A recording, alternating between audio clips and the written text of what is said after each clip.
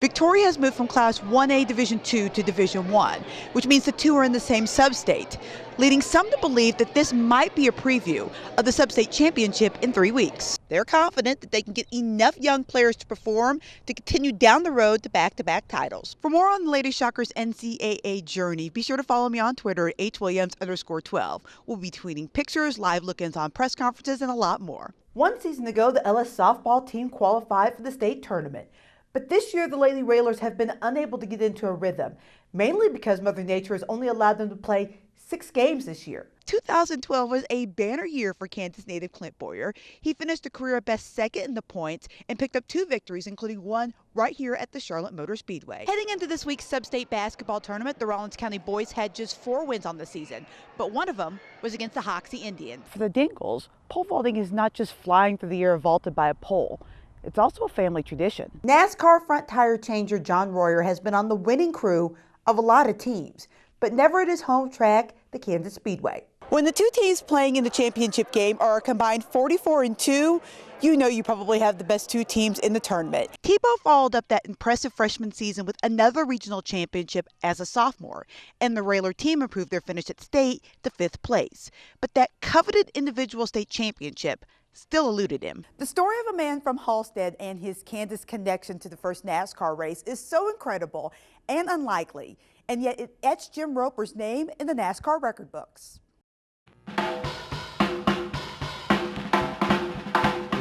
The year is 1949. Large-scale racing has been around for almost 40 years, but the idea of racing cars straight off the showroom floor is relatively new. NASCAR formed in 1947. 2 years later, the strictly stock division, which we now know as the Sprint Cup Series, gained traction. It was fairly soon after World War II, so the American manufacturers hadn't really geared up to full speed. And then in mid-1949, in June, there was enough cars that were being manufactured that they were finally able to launch what they called the strictly stock division. At the same time, a local dirt track racer from Halstead is taking the Midwest by storm. Jim was racing in the IMCA series, which was then the equivalent of the NASCAR series. At that time, it was the sanctioning body. And Jim was making extremely good money. How the two came to cross paths is just the beginning of a number of unusual turns in this story. NASCAR historians say Jim Roper learned of the race from the Smiling Jack comic strip. Jim Roper saw that. He said, well, that's a great idea. But Kansas legend tells the story a little differently. Jim wasn't particularly in favor of it because it was a long trip. He was making good money racing in the IMCA series, but the car owner said, well, we're going to go, so they drove there. Either way, Roper and Great Bend car dealer Millard Clothier decided to drive the 1,100 miles to Charlotte, North Carolina, with their eyes on a big cash payout. It was a lot of prize money in those days, $2,000 to win. Millard had 2 brand new Lincolns, and they drove both of those cars all the way from Kansas to Charlotte. Jim had the one car, and then the second car was given to a fellow named Bill Blair, who was a local hotshot here.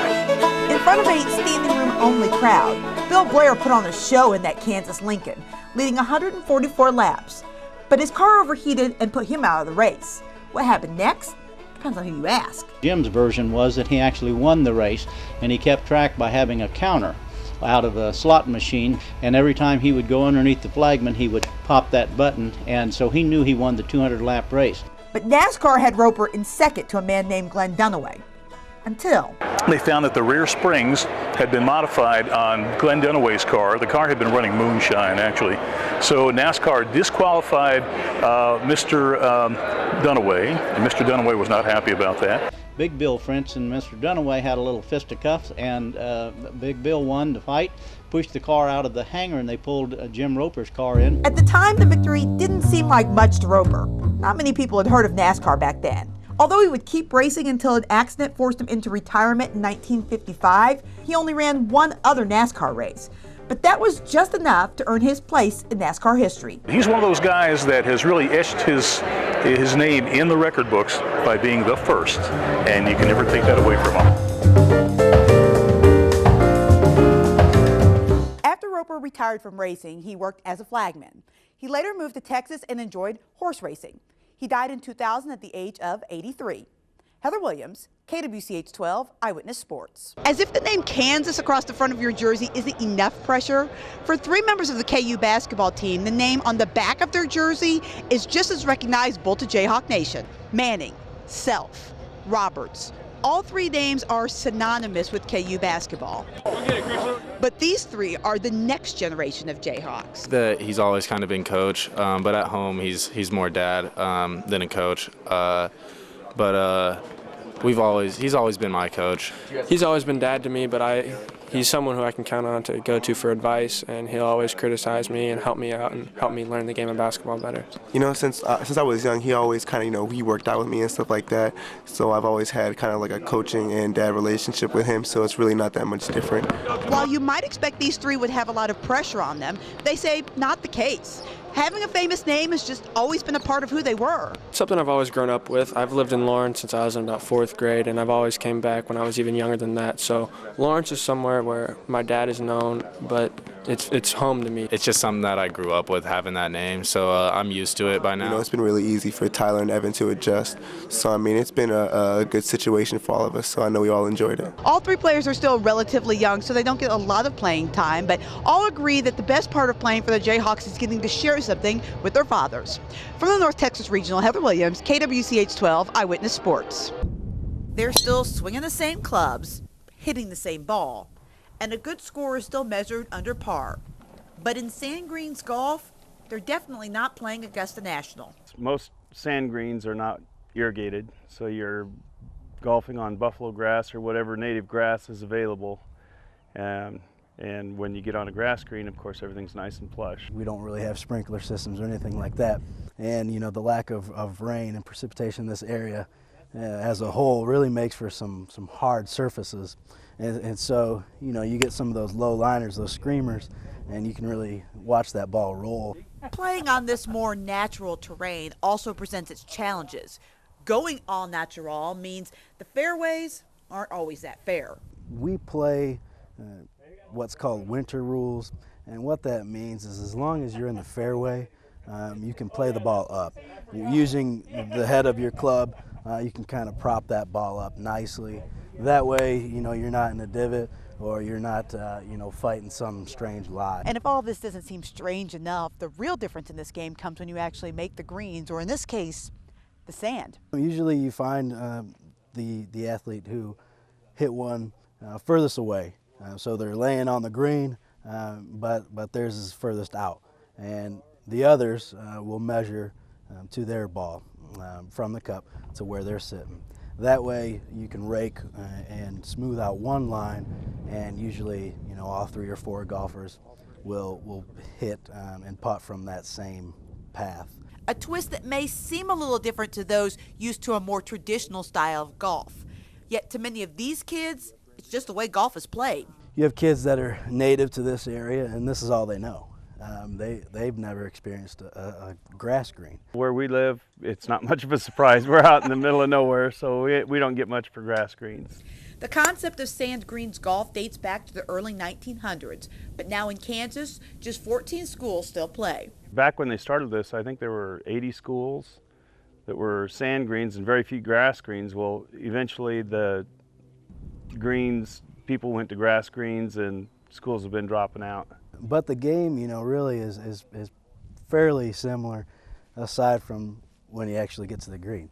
In McCracken, Heather Williams, KWCH 12 Eyewitness Sports.